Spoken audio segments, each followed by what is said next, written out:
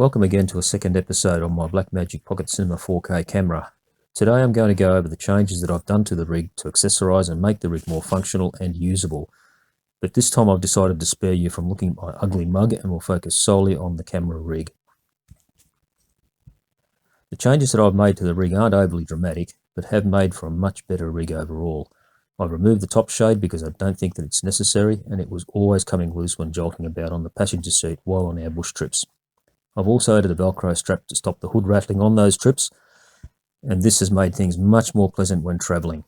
You'll also see that I fitted my Rode Video microphone into the handle of the rig, and it locates perfectly, held in place by 2 1/4-inch screws. The cable goes into the handle and exits from the rear and is now fully protected. I'm still struggling to find a solution for powering the Video Micro, and nothing I've tried has worked, other than the LS14 audio recorder. A powered microphone might work, so I've ordered an inexpensive Saramonic SRM3 powered microphone to see how it goes.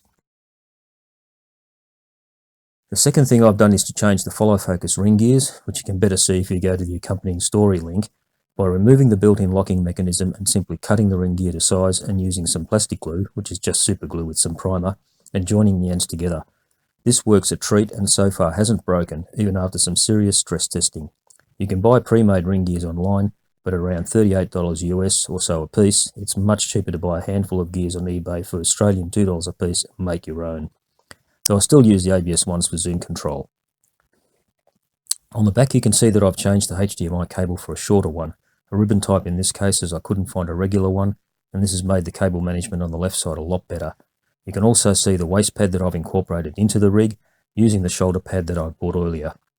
This makes the hand holding so much easier and steadier, and I like the lower level positioning of the rig when used this way. I've always been an advocate of avoiding constant eye level photography, that is, standing up and holding the camera to your eye, but prefer varying the camera position to give different perspectives. Also, waist level isn't too low or too high for general filming. The 120 watt-hour Rolex battery has performed brilliantly, giving me an easy 5 to 6 hours of powering running the entire rig. On the other side you can now see the 2 Samsung 1TB SSDs attached to the rig with the mobile phone bite clamps I've mentioned previously. Several times I've now come quite close to filling the original SSD, and most certainly would have if I'd been shooting at 50 or 60 frames per second, so now I have some decent backup and shouldn't fear running out of storage. You can also see the Kane C5 amplifier attached to the V-Lock battery mount. It's held in place by Velcro as well as the blue neoprene band, and has worked very well so far. You can also see that I've improved the cable management significantly on this side, now that I've got the Blackmagic power and other cables available. At the front, nothing has really changed, but you can better see the arrangement of the handles for when I handhold the rig. The handle on the follow focus side is slightly higher to give me comfortable access to the control dial, and the handle on the opposite side is lower to provide better grip. This arrangement works very well and gives me quite a stable rig, whether standing, kneeling, or having the camera on the ground. I've also added a long Arca Swiss plate to the Manfrotto plate, making the attachment, removal and balancing the rig so much better. I have to say that I really don't like the Manfrotto plates. Arca Swiss plates and clamps are better made, work better, and are far cheaper than any of the Manfrotto compatible gear. The final addition is a Benro S8 fluid head and Manfrotto 438 leveling base.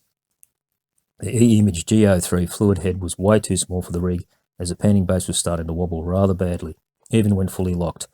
I was seriously worried that it would simply separate and the entire rig would fall off the tripod, especially when I was carrying it over my shoulder.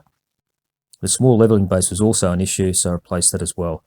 The Benro fluid head is very good indeed, balancing the camera effortlessly and providing smooth panning and tilting, one thing that the GH03 didn't really provide, as there was no panning drag available at all, which resulted in many uneven pans. Also, there's no fear of the rig suddenly dropping, as the counterbalance and braking system works very well. Had I known, I would have gone this way from the get-go. And on a completely different topic, DaVinci Resolve is an amazing piece of software. Originally this video was affected by LED interference, and I wondered how to get rid of it, and then found Resolve at a deflicker setting which completely removed the interference. You can buy plugins at around $149 US that do this, but having such built into Resolve is amazing. This short clip shows you what the flicker looked like prior to applying the deflicker. So thanks for watching, and I hope some of this was informative.